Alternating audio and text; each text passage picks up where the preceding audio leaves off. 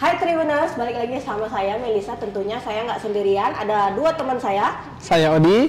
Saya Teguh. Oke, malam ini kami bertiga balik lagi untuk membahas ini ya kak ya, Piala AFF ya. Ya. Piala AFF. Nah, 2 minggu kita 2 minggu itu berapa? 2 minggu. Nggak menyapa netizen kita ya. Nah kali ini kami balik lagi. Ini langsung Indonesia. Ini termasuk ini pertandingan ini ya terakhir untuk grup ya kak? Terakhir pamungkas. Grup ya, laga pamungkas Indonesia melawan Filipina. Sebelum itu kita seperti biasa kak membahas sedikit saja membahas flashback pertandingan dari Indonesia melawan Vietnam. Indonesia yang baru aja Indonesia melawan Vietnam. Saya sempat berpikir Indonesia bakal dibantai kak melawan Vietnam. Ternyata Vietnam walaupun kita pakai barisan tank ibaratnya pakai bus, pakai pesawat atau apa saja yang disebut, tetap tidak bisa membobol di babak pertama kan kak ya. Di babak kedua itu pun di menit-menit 70-an. 77. Menurut kakak gimana? Indonesia juga kayaknya itu pun lihat statistik juga jauh benar ya. Berapa persen Indonesia tidak bisa meng-counter attack ya ke Vietnam, ke gawang Vietnam. Itu gimana pertahanan Vietnam? Bagaimana kalau kita cerita sedikit mengenai pertandingan sebelumnya ya antara Vietnam lawan Indonesia. Memang banyak publik awalnya menyaksikan kita bakal kena bantai, Tetapi harus kita akui ini menurut saya pribadi itu adalah pertandingan terbaik kita, Mel, khususnya di lini belakang ya. Untuk lini belakang itu ada pertahanan terbaik ya. Khusus itu harus kita apresiasi, di mana sepanjang 70 menit tidak kebobolan walaupun terus dibombardir. Nyatanya Vietnam sempat kewalahan juga menghadapi barisan belakang kita yang disiplin. Dan juga hebatnya pada pertandingan itu walaupun secara statistik, secara ball possession kita kalah jauh, tetapi ada dua peluang matang yang hampir menjadi gol yang diciptakan oleh Victor Dayton dan Rafael Strike. Nah itu artinya kita memberikan perlawanan yang sangat apik dengan Vietnam yang notabene pemain senior, sementara kita pemain yang di bawah usia 22 tahun ya Mel. Mungkin itu yang harus kita catat, bahwa pertandingan sebelumnya adalah pertahanan yang terbaik kita Mel. Tapi walaupun gitu tetap jelek ya kayak permainan kita. Kalau kita bicara bagus atau tidak, memang di 3 laga awal AFF ini Indonesia sepertinya belum ketemu ruhnya nih Mel, belum ketemu gaya permainan khas Indonesia, di mana memang kita selalu diperlihatkan permainan Indonesia dari kaki ke kaki, di mana memang hampir jauh berbeda sekali dengan tim kualifikasi Piala Dunia Mel, karena memang pemain yang datang ke AFF ini mungkin hanya sekitar seperempat, nggak sampai sih dari sekuat yang ada sebelumnya, jadi sangat wajar hal itu terjadi. Gimana kak? Dari pertandingan Indonesia melawan Vietnam ya, setidaknya kalau menurut saya lini tengah kita sedikit hidup dengan adanya siapa namanya? Ahmad Maulana. Oh iya, Ahmad Maulana. Itu salah satu pemain yang menghidupkan lini tengah. Dia tuh memang posisi aslinya kan kayak dia di bisa kan di back sayap, tapi sebelumnya di U19 dia main di gelandang. Memang gelandang kan? Memang gelandang posisi awal. Nah, dengan adanya Ahmad Maulana, lini tengah kita setidaknya lebih stabil, tidak diobok-obok oleh pemain dari Vietnam. Terbukti tidak banyak peluang emas juga yang diciptakan pemain Vietnam kan. Jadi dengan kesulitannya mencari tandem Arkan Fikri yang selama ini di 2 pertandingan awal yang seperti bermain sendiri tapi kadang juga hilang bola sendiri, Ahmad Maulana bisa menjadi solusi itu. Dan pertandingan melawan Filipina sepertinya duet Arkan Fikri dan Ahmad Maulana masih bisa diduetkan ya? Bisa digunakan setelah Rivaldo-nya cedera kan, cedera parah. Cedera ankle ya? Ya cedera. Dan 3 belakang sepertinya itu posisi terbaik ya. Siapa itu kak? Kadek, Ferrari dan Donitri. Jangan diubah-ubah lagi. Jangan dibuat eksperimen lagi ya? Kita lihat kan melawan Vietnam, pemain Vietnam kesulitan. Sampai pusing lah ya. Captainnya sampai yang ngunyet-ngunyet nih. Iya, Messi-nya Vietnam sampai marah-marah juga kan. Berarti walaupun overall pemain Indonesia bermain tidak bagus, tapi setidaknya di pertandingan ini kita sudah mendapatkan patokan lini belakang dan setidaknya 2 lini tengah kita ada sosok yang bisa kita menjadikan harapan sih, tidak lagi mencari-cari seperti itu. Oke. Kak, Erick Thohir minta berubah lagi nih Kak, minta menang. Kayak kata kakak kan harus menang, Indonesia ini harus ya, kalau bisa dapat lah satu piala AFF kan Kak ya. Sebagai pembuktian kalau Indonesia ini nggak ngaku-ngaku kalau dia tuh King Indo lah ya. Itu gimana menurut kakak? Berubah nggak tuh dari Pak Sumarji bilang katanya tidak ada target untuk bukan latihan, maksudnya untuk persiapan SEA Games, untuk persiapan U23. Terus Pak Arya bilang katanya juga begitu. Terus ini tiba-tiba berubah lagi harus menang lawan Filipina. Dan Pak Arya bilang kalau STY jangan eksperimen lagi. Itu gimana menurut kakak? Benar sekali Mbak. Inilah yang jadi gambling ataupun jadi pergunjingan publik sepak bola kita ya Mel, di mana pemanggilan skuad ini memang cukup mengejutkan Mel di awal. Karena kenapa STY dengan berani memanggil U22, tetapi memang pada dasarnya itu memang ada perintah dari Erick Thohir sendiri meminta hal demikian.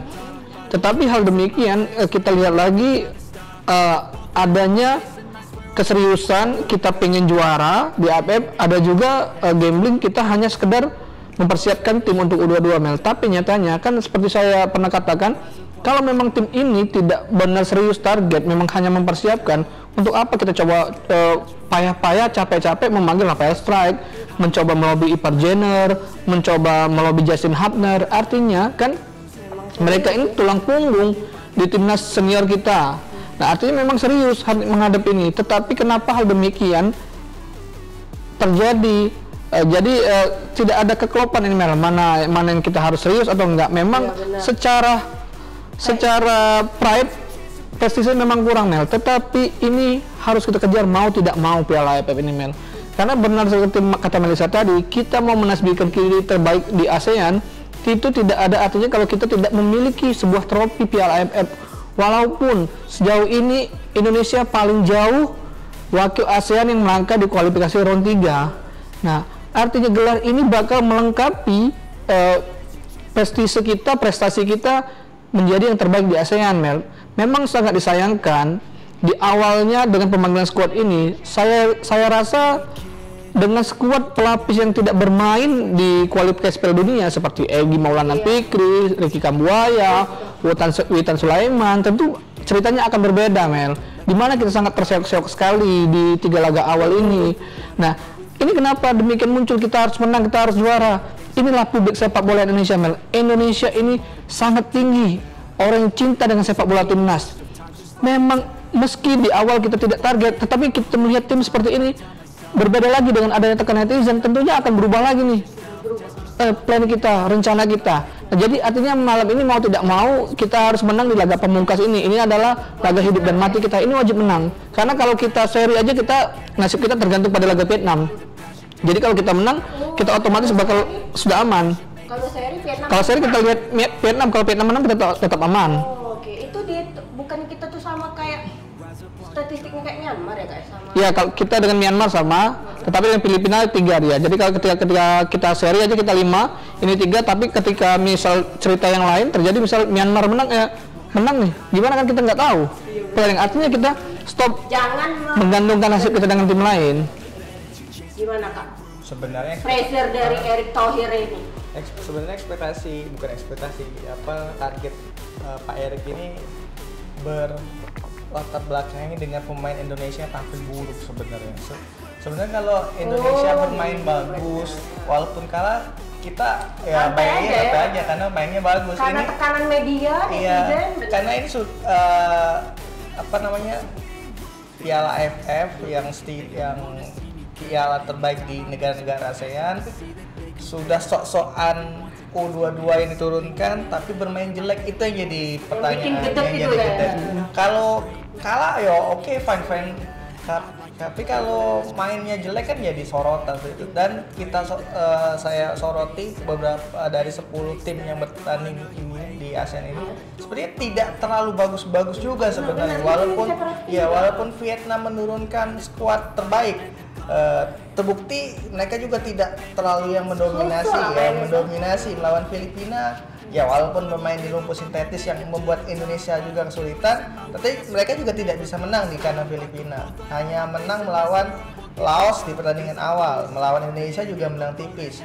Jadi ya tidak terlalu yang open power ya. Ternyata latihan yang berbulan-bulan di Korea tidak membuat ini ya. Tidak terlalu permainan tidak terlalu bagus. Begitu juga di grup sebelah. Malaysia hanya koar-koar di media, Singapura juga seperti itu, dan Thailand di pertandingan awal sampai menang 10-0 melawan Timor Leste. Tapi di pertandingan kedua, di pertandingan Malaysia cuma hanya menang 1-0, melawan Singapura tepat tertinggal 2-0 walaupun berbalik unggul.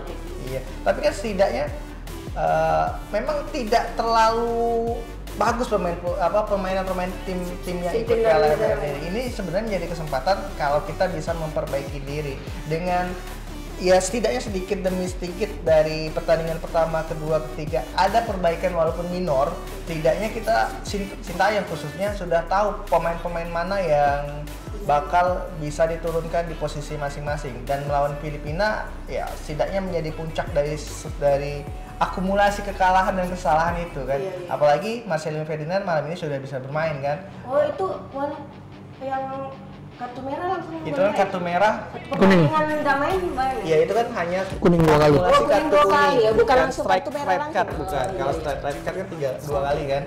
Ini boleh bermain melawan Filipina dan otomatis menambah kreativitas lini serang Indonesia kan.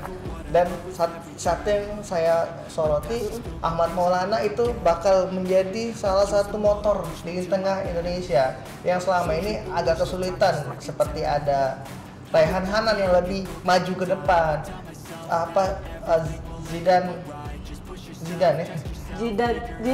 iya Zanadin Faris masih menurut kakak mana? Iya, Zanadin Faris yang delay bolanya terlalu lama dan banyak passing yang negatif ke belakang daripada ke depan. Jadi passingnya itu first startnya terlalu jauh, jadi kerap kali dicolong oleh pemain lawan kan. Beda dengan Ahmad Maulana yang pemainnya lebih ngotot seperti itu, dan ini memang andalan Sintayong saat U19 yang lalu. Ahmad Maulana ini ya? Kak, potensi musuh Filipina Kak, melawan Filipina.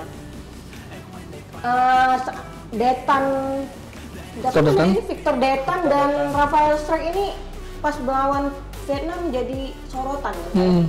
Kayaknya chemistry-nya bagus dan ternyata mereka tuh sekamar ternyata. Menurut kakak sendiri Victor Detan tuh kenapa dia terus-terusan dimasukkan di babak kedua sementara dia mainnya bagus ya? Nah itu kita ngelihat dulu potensi melawan Filipina dulu menurut kakak. Oke baik Marek, kenapa kita ketahui di 3 laga awal Victor Detan itu selalu diturunkan di babak kedua ya, atau tidak berangkat dari starting 11 pertama ya? Karena kita tahu sendiri dengan gaya bermain Victor Detan dia memang bisa menjadi salah satu kunci kita ya, memang salah satu super sub ya. Ketika kita ada kebuntuan, ada warna tersendiri dengan masuknya Victor Detan. Memang kalau kita lihat sendiri puncak permainan Rafael Strijk dan Victor Detan itu klub memang pada laga Filipina lawan Vietnam kemarin Jadi bisa kita lihat sendiri dua pemain timnas Indonesia bisa mengacak 5 pemain itu kemarin dengan 1-2-1-2-nya.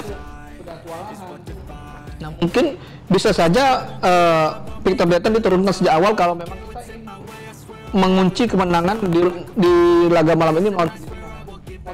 Dia harus turun sejak awal. Nah, menurut kakak sendiri pemain Filipina ini kan banyak dari naturalisasi kalau mereka. Tapi mereka tuh 2 keluarga negaraan kak ya? Iya boleh. Boleh ya, berarti bukan naturalisasi dong? Dui kenegaraan. Iya, itu gimana kak melihat? Tapi kiper yang dari Persib itu nggak main ya? Kevin Mendoza. Nggak main itu ya? Tidak dilepas Persib. Terus yang main ternyata menantunya ini. Apa itu? Gonzales. Itu gimana kak melihat permainan melawan Filipina nanti malam ini? Ya kalau kita melihat bicara soal Filipina, malah Filipina ini salah satu trigger yang mendahulukan Singapura. Di Piala AFF sebelumnya di zaman dulu kita kenal Philip Young Husband bersaudara. Kalau di Singapura ada Agu Kasmir. Memang sebenarnya ini sudah ada dari dulu. Tetapi memang baru Indonesia yang saat ini sedang gencar melakukan hal itu. Nah, tetapi memang kalau kita lihat penampilan Filipina memang tidak terlalu api ya dengan kalau kita bandingkan dengan Vietnam dan Thailand. Terbukti timnas senior mereka kita kalahkan di GBK kemarin 2-0 kalau nggak salah ya. Itu walaupun bisa 6-0 lah. Iya, walaupun memang pada saat itu kita beberapa pemain baru nyetel, baru bergabung ya. Memang kalau kita lihat beberapa pemain Filipina itu individunya cukup bagus, tetapi memang secara tim mereka tidak terlalu signifikan bermain seperti halnya Vietnam, bermain tidak kompak, tapi secara kualitas satu persatu mereka jadi kesatuan, mereka tidak terlalu baik. Tidak sebaik Indonesia ya. Iya benar. Klop ininya. Benar. Nah, kalau malam ini saya rasa Indonesia pasti masih bisa menang. Berapapun skornya kita harus menang, harus wajib menang kan. Kalau tidak mau kita ya bergantung nasib dengan laga Vietnam nanti. Ya. Oke, gimana Kak? Ya, di grup ini juga kita termasuk diuntungkan ya dengan kompetitor lain yang juga tidak bermain apik ya, seperti ternyata Filipina 3 kali pertandingan 3-3-nya imbang, Vietnam yang ternyata tersandung lawan Filipina, dan Myanmar bisa mencuri poin di kandang Laos ya, walaupun Terseok-seok juga iya, kayaknya. ya, Laos. bingung maksudnya kekuatannya itu masih tidak bisa diprediksi, dan Iya, sehingga bener. hasilnya ya sangat sengit. Semua tim kecuali Laos karena Laos sudah bermain 4 kali kan. Kecuali Laos masih diberi kesempatan untuk lolos ke Kecuali Laos ya? Iya, kecuali Laos. Berarti ini membuktikan grup ini sangat berpeluang semua ya, kuat semua, walaupun pemainnya tidak terlalu bagus-bagus juga. Melawan Filipina ya saya pikir ini bakal menjadi puncak kemampuan Sintayong untuk membuktikan dirinya. Sintayong kalau di ujung-ujung pertandingan Ya. kayak Arab, menang nggak dia kalau sudah agak terakhir? Nah ini pernah buktikan dia. Sepertinya seperti itu dengan mendapatkan sejumlah skema pemain yang dia inginkan. Jadi ya. sebenarnya kalau kayak pelajar Indonesia belajar malam itulah SKS ya. Sistem kebut semalam ya. SKS. Itu menurut kakak dia ada nggak? Apakah tekanan itu dia tahu dari PSSI atau dari netizen Kak? Kayaknya Iya. nanti emang nggak peduli juga. Iya, kayaknya. sebenarnya dia tidak peduli juga dengan itu, tapi kan memang ini memang di saat yang dibutuhkan ya, mau tidak mau dia harus memotivasi para pemainnya dengan taktik yang semaksimal mungkin untuk mendapatkan kemenangan ya. Dan Mas tidak mungkin main di kandang sendiri dia mau kalah seperti itu. Ini pertandingan terakhir dan harus menang untuk lolos ya, dia pasti bakal Lapangan di Solo itu menurut kakak bagus nggak? Itu licin waktu lawan Laos kemarin Kak. Tapi lebih bagus kah? Lebih bagus dibanding GBK. Iya, GBK. Oh, menurut kakak lebih Iya. aliran bolanya bagus. Lebih bagus di situ karena rumputnya mulus ya, rata seperti Iya. itu kan. Mungkin tapi dari segi penonton memang tidak sebesar Terlalu GBK. meriah ya. Iya, tapi kan atmosfernya cukup ada kan. Buktinya walaupun kita kemarin melawan Laos 3-3 kemarin, tetap para supporter tidak keluar dulu ke lapangan sempat disamperi para pemain kan. Berarti itu antusiasme warga Solo untuk mendukung timnas Indonesia itu memang luar biasa juga. Tapi kita kemarin nggak ada yang di tengah-tengah itu ya? Iya, tapi nyanyinya disamperin Pemain nyamperin. Datang. Ya, ke supporter. Ke Sempat supporter. nyanyi juga waktu itu. Oke. Mungkin panitianya tidak prepare untuk itu mungkin. Nah Kak, menurut kakak sendiri pertandingan AFF yang home away itu membuat pemain kita tuh kecapean lah. Kan siapa tuh?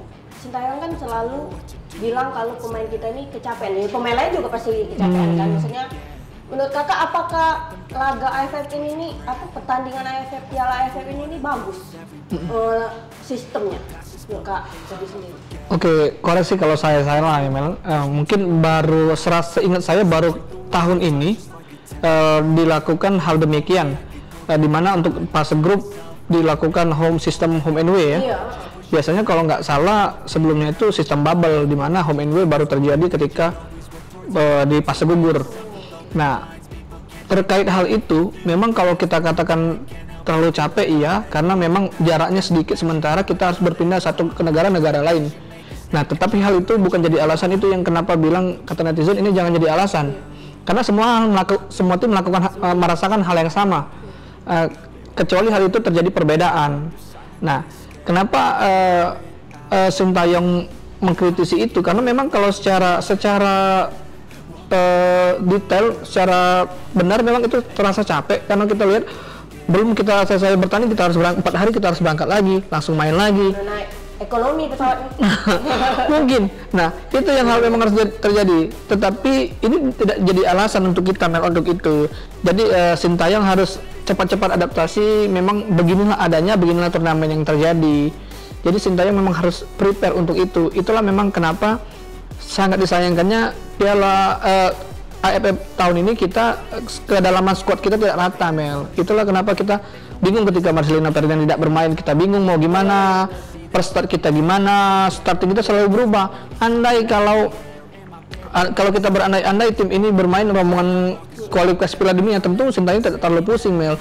Karena dia banyak opsi untuk itu, walaupun capek yang ini mengganti ini mengganti itu. Tetapi sekarang Sintayong beberapa kali melakukan eksperimen itu bukan kenapa? Karena memang yang tidak perform digantikan masih terus mencari. Mungkin setelah 3 laga awal ini mungkin puncak ini formasi terbaik yang bakal diturunkan Sintayong malam ini melawan Filipina, Mel. Ya harus Kak. Ya. Ini.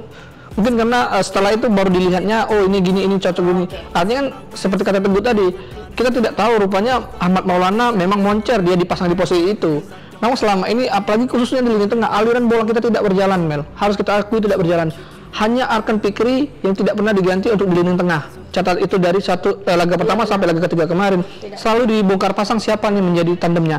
Sekarang Sintayong sudah ketemu di mana ada Arkan Fikri dan Maulana, ini bisa menjadi double pivot yang bisa menemani Marcelino Ferdinand nantinya, Mel. Atau mungkin ada Raihan Hanan yang kembali dipasang. Raihan Hanan menurut Kakak bagus? Kalau untuk tipikal dia memang dia sedikit menilai bola, tetapi kalau kita bandingkan dengan Marcelino Ferdinand tentu sangat berbeda tipikal permainannya. Karena Raihan Hanan sejatinya memang posisinya itu CMF, dia membagi dan mengalirkan bola, dia bukan AMF. Kalau dibandingkan dengan Marcelino Ferdinand ya jelas berbeda tipikal. Gimana Kak menanggapin Kak Odi? Ya, ini kan Sintayong ini sudah periode ketiga AFF ya? Sintayong menangani Indonesia di Piala AFF kan, yang sebelumnya sampai final, yang kedua semifinal, dan yang tahun final itu ngelawan siapa Kak? Tahun Vietnam kalah. Oh, oke.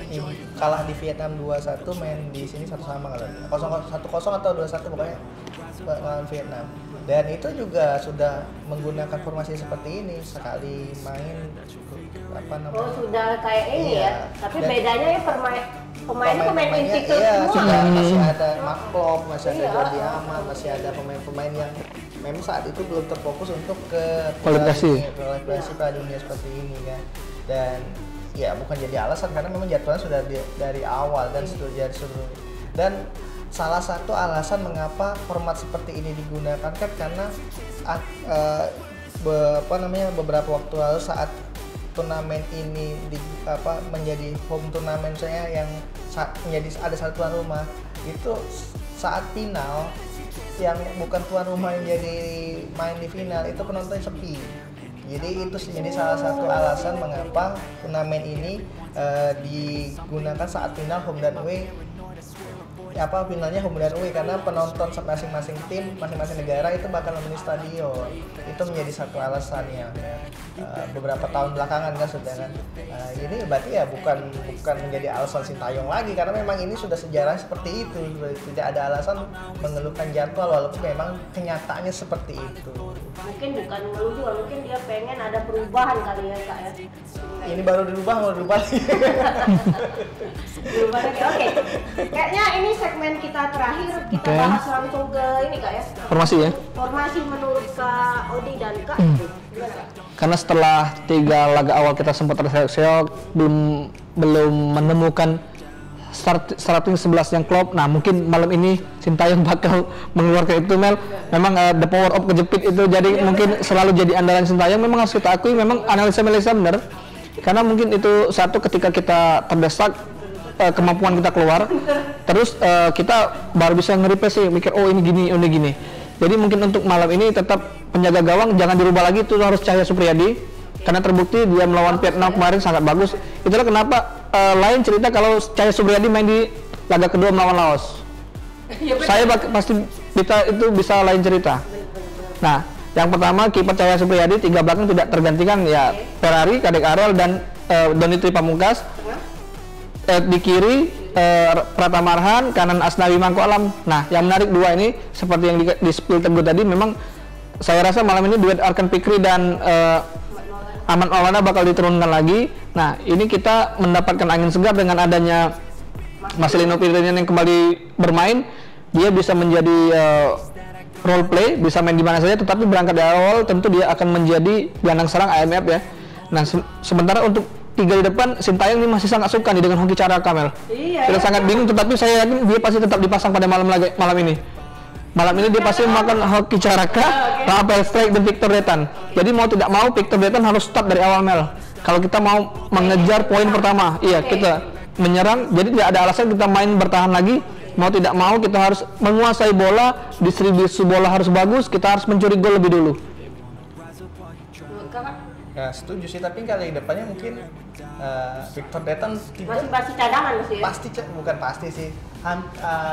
Diprediksi bakal jadi cadangan karena Hoki Caraka masih menjadi andalan dari Sintayong kan. Paling di depannya. Menurut kakak tuh kenapa Sintayong masih setidaknya untuk kekuatan tenaga dia bisa membuat pemain belakang dari lawan, khususnya malam ini Filipina, agak lelah. Dan sehingga di babak kedua dengan dimasang Victor Detan yang punya skill yang bagus, umpan yang bagus, kerjasama yang bagus, itu sih membuat Victor Detan mempunyai ruang untuk mengacak-acak pertahanan lawan kan gitu. Dan saya pikir trio Marcelino, Hoki dan Rafael Strike kemungkinan ya menurut saya bakal turun malam ini, dan Victor Detan bakal menjadi pengganti di babak kedua mungkin seperti itu. Yang lainnya saya setuju. Mungkin bisa juga babak pertama kita harus full nyerang nggak atau ya ini main di kandang melawan Filipina dan wajib menang. Saya pikir tanpa ada warning dari Erick Thohir, Sintayong bakal membuat tim ini tampil menyerang, tentu dengan memperhatikan lini belakang ya. Jangan seperti melawan Laos kita menyerang terus tapi lini belakangnya kedodoran. Lini belakangnya masih yang waktu itu lah Kak ya? Itu kan yang lini belakang yang terakhir ada Kakang diganti Donitri. Oh iya diubah. Jadi mungkin chemistry-nya masih kurang. Ini sudah padu lah ya yang dari 2 pertandingan hanya kebobolan 1 gol dengan melawan Filipina yang cukup tampil solid. Ya saya pikir tidak ada alasan untuk mengubah lini belakang ini lagi, walaupun memang Donitri itu bukan posisi aslinya, tapi ya sekarang kan cukup worth it untuk ditempatkan di posisi itu, melihat walaupun isu belakangan Justin Hubner dan Ivan Jenner bisa main lawan Justin Hubner kayaknya enggak ya kan yang terbaru Justin Hubner malah harus absen 4 minggu kan karena gaji besar. Jadi ya tidak mau ya itu memanfaatkan squad yang ada aja. Justin Hubner merasa tidak bisa gitu. Iya karena 4 minggu kan ini paling 2 minggu selesai. Ivan Jenner juga pasti sepertinya tidak juga kan? Tidak juga, ada bakal dikasih turun masih sama klubnya. Oke. Prediksi skor Kak. Meleset terus Kak. Skor masih harus kalau malam ini 2-0 enggak ya? 2-0 oke. Iya melihat 1-0 kalau saya Kak. Melihat cukup lah 1-0. Melihat lini serang kita yang tidak pernah mencetak gol dengan ya itu naik kekhawatiran. Tapi setidaknya bermain di kandang terbukti melawan Laos kita bisa mencetak banyak gol, walaupun kebobolan banyak gol ya setidaknya bisa mencetak 2 gol dan 2 gol dari Ferrari dan malah bukan striker. Bukan striker ya, 4 gol yang terciptakan Asnawi on goal, Ferrari 2, Kadek 1 kan. Nah itu Kak. Baik semua.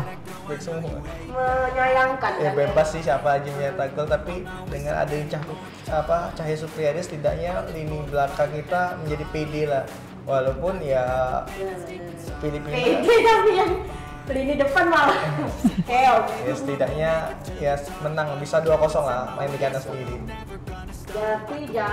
Tapi masih bantuan Arhan kah? Ya kan memang dari semua itu semuanya set piece ya. Dari 3 gol itu. Nggak ada yang open. Iya 3 gol itu 4 3 lemparan ke dalam arhan, 1 dari sepak pojok. Open play. Ya mungkin mudah-mudahan Sintayong bisa memperbaikinya. Siap. Dan jangan lupa setelah ini seandainya kita menang lolos, lawan kita sudah nanti itu ada kemungkinan Thailand. Kemungkinan besar Thailand karena Thailand sudah 9 poin ya, dari 9 poin dari 3 kali main dan 1 kali sudah otomatis lolos. Sudah otomatis lolos, tinggal menentukan menjadi puncak klasemen. Baiklah, ada tambahan? Cukup.